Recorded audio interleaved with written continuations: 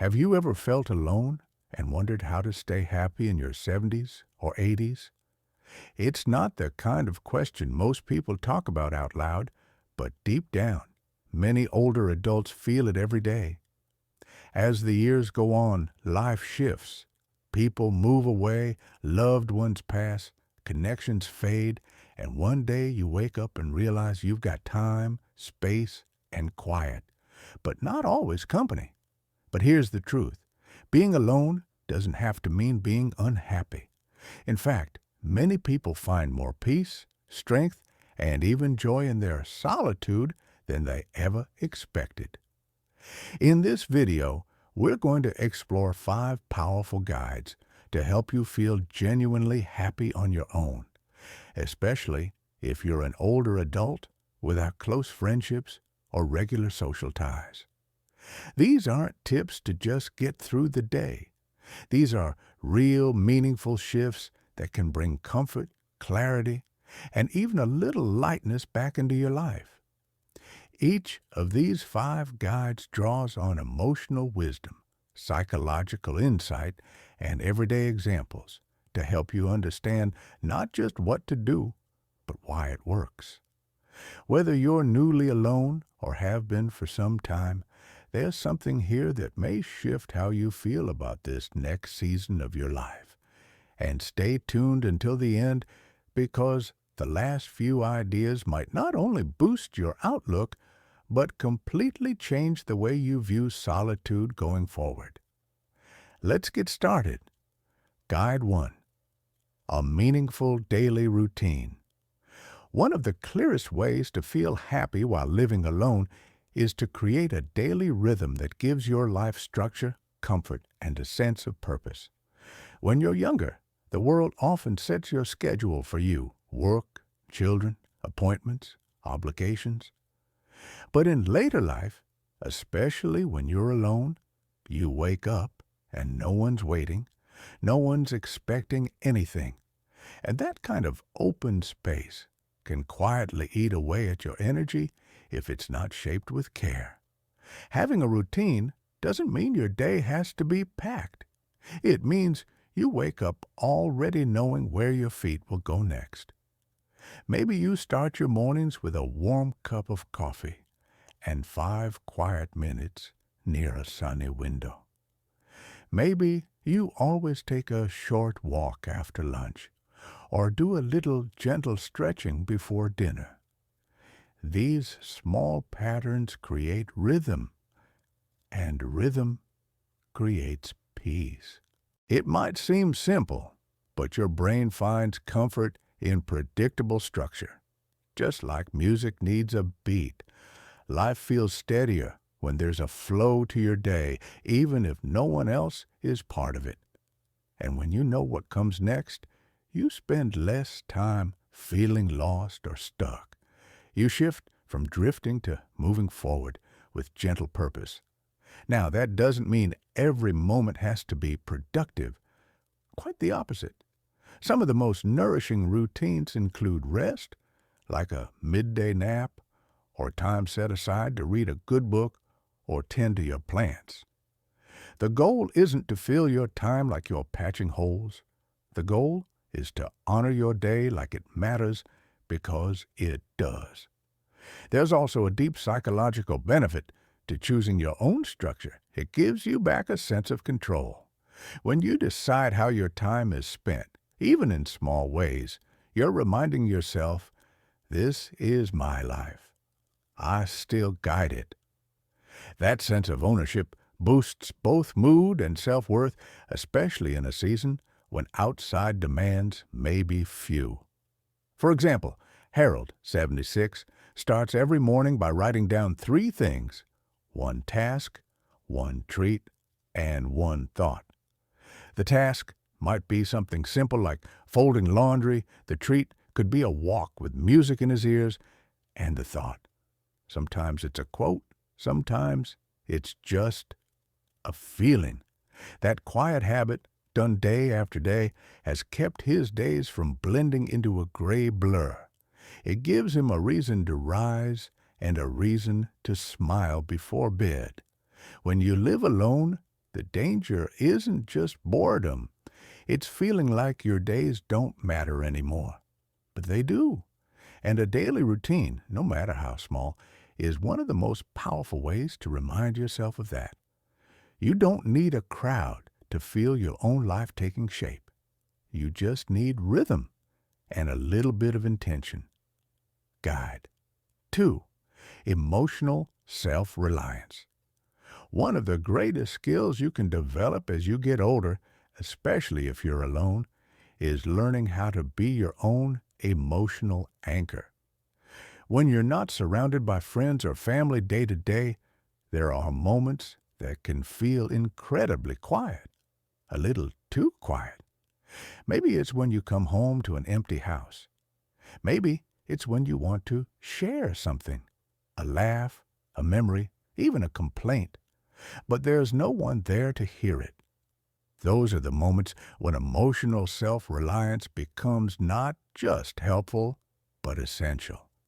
Emotional self-reliance doesn't mean pretending you don't need anyone. It means knowing how to comfort yourself when no one else is around. It's the ability to sit with your own feelings, whether they're sad, peaceful, grateful, or uncertain, and offer yourself the same kindness you'd offer a friend. Many older adults were never taught how to do this growing up. You were taught to work hard, push through, keep going. But this stage of life invites something gentler, listening to yourself and responding with care. Start with the way you speak to yourself in your own mind. Are you harsh when you make a mistake? Do you dwell on regrets or missed connections? Emotional self-reliance begins with noticing that voice and softening it. Try telling yourself, I did my best today, or it's okay to feel this way, or even just, I'm here, I've got me. It might feel strange at first, but over time, this kind of inner kindness becomes your emotional backbone. Think of it like this. When you were younger, you might have turned to someone for reassurance, a friend, a spouse, a sibling. As time goes on, those people may no longer be near or may not be there at all. But you can still be that voice for yourself. You can recognize your own needs and meet them with patience and grace. One woman I know, her name's Carol, she's 81, keeps a small journal where she writes to herself every evening. She calls it Evening Check-In. Some nights it's a full page, other times it's just one sentence. I felt lonely at dinner, but I'm proud I made something warm and ate at the table. That's it. No one else reads it, but she says it helps her feel seen. And when you're alone, sometimes what you need most is to feel seen, even if it's by yourself. Another powerful way to build emotional self-reliance is through breath and stillness. When your emotions rise, sadness, fear, even frustration, take a moment to breathe slowly and deeply. It signals to your body, we're okay, and it gives your mind time to respond, not just react. Over time, these small practices become steady tools that can hold you through long days, tough memories, or sudden moments of grief. It's also important to release the shame around loneliness. Feeling lonely doesn't mean you failed. It means you're human. And rather than running from that feeling, emotional self-reliance invites you to sit with it just for a bit, then gently guide yourself back toward calm, like steady hands on a steering wheel. And here's the beautiful part. When you learn to meet your own emotional needs, you become less dependent on unpredictable outside sources. You still enjoy connection when it comes, of course, but your peace no longer depends on it. That's not loneliness. That's strength. That's resilience. If you're still watching this video and finding these insights valuable, please comment number 2 below. to let me know you're here. And if you haven't subscribed yet, I recommend you subscribe and turn on the bell so you don't miss any videos. Your support helps us continue creating good content to inform, and inspire you. Now, let's move forward. Guide 3. Finding joy in small sensory pleasures. When you're living alone, and especially when you're older, happiness doesn't always come from big adventures or major milestones. More often, it's found in the quiet details, the warmth of sunlight on your hands, the familiar smell of something cooking on the stove, the sound of your favorite singer playing softly through a small speaker in the corner of the room. These are the small sensory pleasures that many people overlook, but for those who are alone, they can become the heartbeat of your day. Your senses, sight, sound, touch, smell, and taste are powerful pathways to joy. And when you're not surrounded by people, you have an opportunity to slow down and actually notice what's already around you. That cup of tea in your favorite mug? It's not just hydration, it's comfort. The blanket you pull over your legs while you watch a good movie? It's not just warmth, it's reassurance. When you pay close attention to those little physical experiences, they start to lift your mood without you even realizing it. There's a reason these details matter so much psychologically. When we engage our senses, our minds become anchored in the present moment. And for many older adults living alone, that present moment can feel like a lifeline. You're not thinking about regrets from years ago or worries about tomorrow. You're just here, letting a breeze through the window touch your face. That's where peace lives. Not in the rush, but in the noticing. Try this for yourself. Light a candle before you eat dinner, even if it's just you. Put on socks fresh from the dryer and really feel the softness. Turn on a piece of music from your younger years and don't just listen. Remember, dance a little, hum along, let it wash over you. These aren't rewards you have to earn. These are small ways of saying to yourself, I'm still here. I still matter. Let me tell you about Ralph, 84. Every afternoon, he peels a single orange and eats it slowly by the window. He says the smell reminds him of the house he grew up in, and the taste, sweet, a little sharp, brings him back to being a boy in the summertime. He doesn't rush it. That orange is a daily ritual. It connects him to life, to memory, and to a quiet kind of happiness that has nothing to do with anyone else. There's also something very grounding about touch, especially when it comes to things that feel soft, textured, or comforting. That's why so many people, consciously or not, stroke the armrest of a chair, wrap themselves in a cozy robe, or gently hold their own hands when sitting alone. It's a human need to feel physical connection, and you can offer that to yourself. Warm baths, massaging lotion into your hands, even petting a dog or cat, all of it speaks to a part of you that still longs for care. And taste? Don't underestimate it. When you're alone, it's easy to fall into eating for fuel instead of pleasure. But preparing something you enjoy, sitting down with it and truly tasting it, that can be an act of self-respect. It's not about being fancy. It's about remembering that you deserve pleasure too.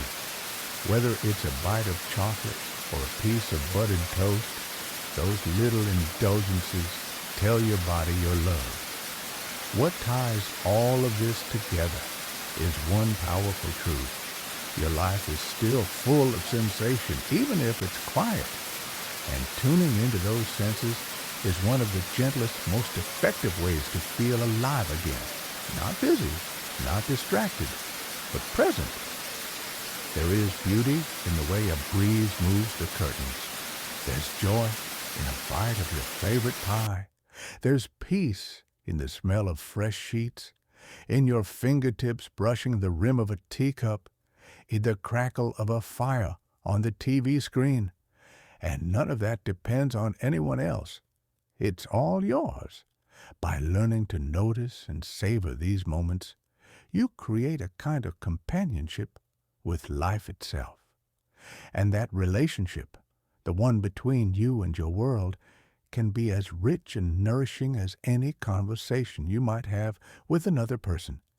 These simple pleasures don't just fill the silence, they turn the silence into something sacred. And for those living alone, that shift can make all the difference. Guide 4. Connecting indirectly with the world around you. Just because you don't have close friends nearby doesn't mean you can't feel connected to others or to the world. In fact, some of the most powerful forms of connection don't come from deep conversation or daily visits. They come from simple, quiet exchanges that remind you you're still part of something larger than yourself. When you live alone, especially later in life, it's easy to feel invisible. You walk through the store and no one looks up. You sit at a park and no one stops to say hello. But here's what I want you to know. Being seen doesn't always require someone knowing your full story. Sometimes just a glance, a nod, a shared moment of kindness can reawaken that sense of belonging. Start small. When you go out for a walk, make eye contact with the people you pass. Offer a gentle smile. Say good morning. You might not start a conversation. You may never see them again. But those little gestures matter because they say, I'm still here, and so are you. Another powerful way to stay connected is to contribute something, even if no one sees it directly. One man I spoke to, Dennis, he's 79, leaves notes in library books, not big ones, just a line or two. This story made me laugh. Hope it brings you a smile too, or, well, you're not alone, keep going. He'll never know who reads them, but in doing that, he feels part of a chain, a quiet network of human hearts passing encouragement to one another. Volunteering, even in very small ways, is another meaningful path. Some older adults read to children over the phone. Others knit blankets for hospitals or write cards for people in hospice. You don't have to be loud or outgoing. Just showing up in whatever form you can brings you into relationship with life again. It reminds you you still have something to give. Technology, too, can offer subtle connection. You might not feel like jumping into social media, but maybe there's a forum or a video comment section where others your age are sharing stories, reading, responding. Even just knowing others out there feel the same. That's a form of community, too. Or maybe you enjoy sending birthday cards to neighbors or leaving a kind review for a local bakery. These things might feel small, but they ripple. And in return, you begin to sense the world noticing you back, not with fanfare, but with warmth. What's important here is the direction of your energy. Rather than turning inward and closing off, you're extending outward, gently, quietly, consistently. You're saying to the world, I may be alone, but I'm not disconnected. And in return, life has a way of responding. Think about the last time a stranger did something kind for you. Maybe someone held a door or helped you carry a bag or said something nice in passing. Do you remember how that felt? You can be that moment for someone else, and in doing so, you strengthen your own sense of connection. There's also a kind of peace that comes from simply being in shared spaces. You don't have to speak. Just sitting at a cafe, walking through a museum, or spending time at a local garden gives your spirit a chance to feel part of humanity again. You're not on the sidelines. You're in it, even if it's quiet, even if it's solo. And here's a gentle truth. The world needs people like you. People who observe, people who appreciate the little things, people who smile without needing anything in return. Your presence, your steadiness, your quiet strength, it adds to the fabric of the world. So, even if you're alone in your home, your existence echoes outward. Every small act of attention, kindness, or care becomes a thread of connection. You don't have to wait for someone to reach out. You can start the wave, one quiet ripple at a time. If you're still watching this video and finding these insights valuable, please comment number 4 below to let me know you're here. And if you haven't subscribed yet, I recommend you subscribe and turn on the bell so you don't miss any videos. Your support helps us continue creating good content to inform and inspire you. Now let's move forward. Guide 5. Keeping your mind curious and learning.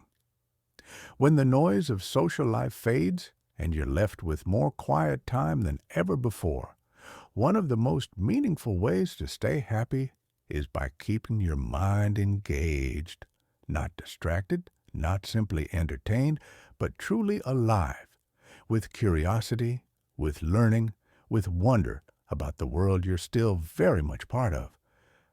There's a common myth that after a certain age, our brains just start winding down, that the season of growing and discovering is behind us.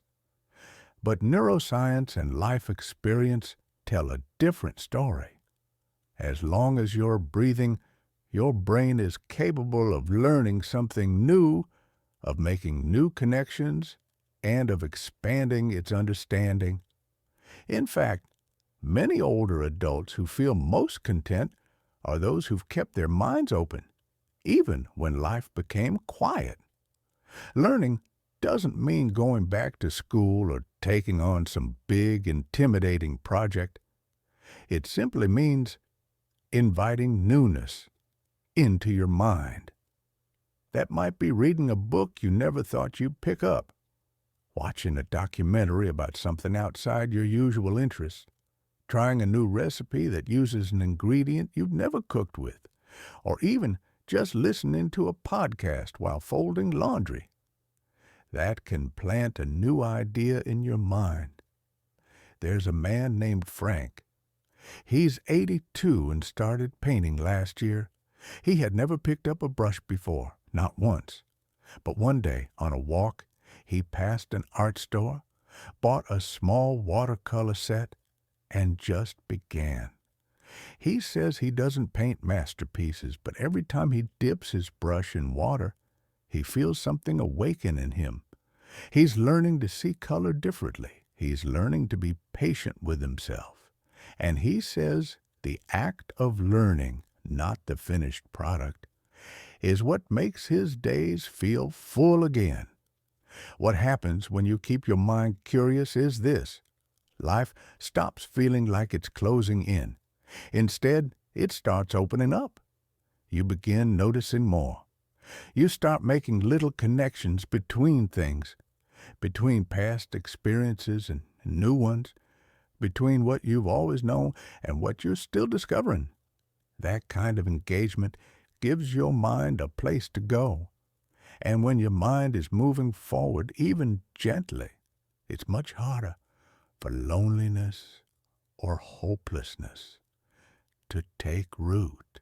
Another beautiful part of learning is that it strengthens your relationship with yourself. When you explore new ideas, you're essentially saying to yourself, I still have questions, I still care, I still want to know more. That's a powerful affirmation, especially in a stage of life where many people feel forgotten or underestimated. And this doesn't have to be academic or formal. Gardening teaches you something new every week. Watching birds out your window can become a daily study. Learning a new prayer, hymn, or meditation practice adds richness to your spiritual life. Even writing down your memories, stories you've lived through, helps you see patterns, wisdom, and meaning that may have gone unnoticed for years. Keeping your mind active also improves your overall health.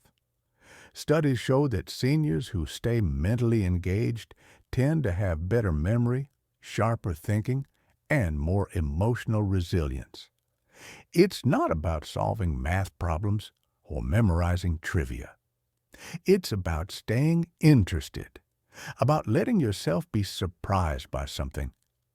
Think about the last time you learned something that made you pause and say, I didn't know that. It doesn't matter if it was from a book, a conversation, a movie, or even a mistake you made. That moment of realization, that little flicker of curiosity, is what makes your spirit feel young again. And the more you feed it, the more alive you feel.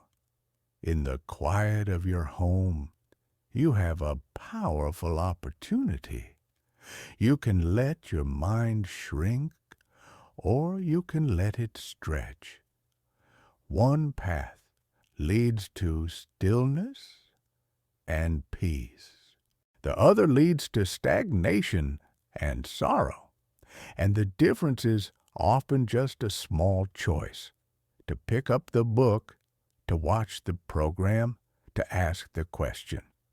So whether it's a puzzle on your table, a map on your wall, or an old memory you decide to write down today, keep your mind moving, not frantically, not with pressure, just with curiosity. It will not only keep you company, it will give your life shape, purpose, and color, even in the quietest moments. Because happiness alone doesn't come from distraction. It comes from attention, from discovery, from learning that even now, in this chapter of life, there are still new things waiting for you. And they just might change the way you see the world, or even the way you see yourself. Final thoughts. As we bring this video to a close, take a quiet moment to reflect on these 5 guides. Which one spoke to you most deeply?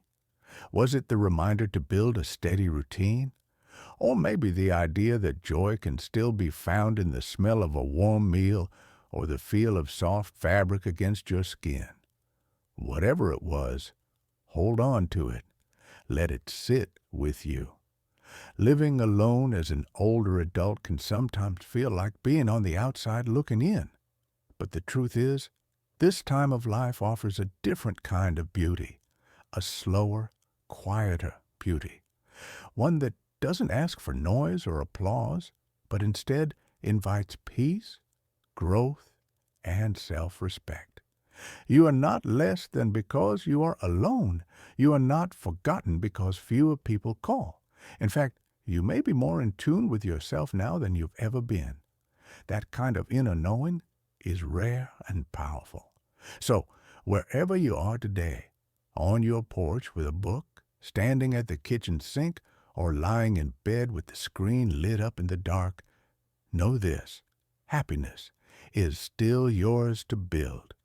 And it doesn't require a crowd, just a little courage to try something new or notice something old with fresh eyes.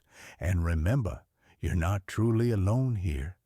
This community right here in the comments is full of people like you, people learning how to live well, even in solitude.